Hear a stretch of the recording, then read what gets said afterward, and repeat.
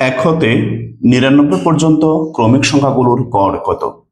যখন কোনো ক্রমিক সংখ্যার গড় নির্ণয় করতে বলা হবে তখন একটা মাত্র সূত্র অ্যাপ্লাই করে গড় নির্ণয় করা যায়। প্রথমত আমরা ক্রমিক সংখ্যাগুলোর যোগফল কত সেটা নির্ণয় করব।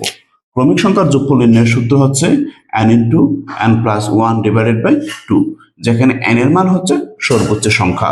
তাহলে আমার এটি হবে 99 ইন্টু 99 প্লাস 1 ডিভাইডেড বাই 2। হ্যাঁ, তো এখন 99 তো আছেই, এই 99 এর সাথে 1 যোগ করলে হয় 100, 100কে 2 দিয়ে ভাগ করলে হয় 50। এই 99 এবং 50 গুণ করলে হবে 49, 50। তাহলে আমরা যোগফল পেয়ে গেলাম 1 থেকে 99 পর্যন্ত।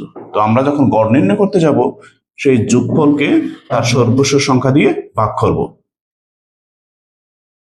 49, 50কে যখন আমি 99 দিয়ে ভাগ করব তখন আমি ভাগফল পাবো 50।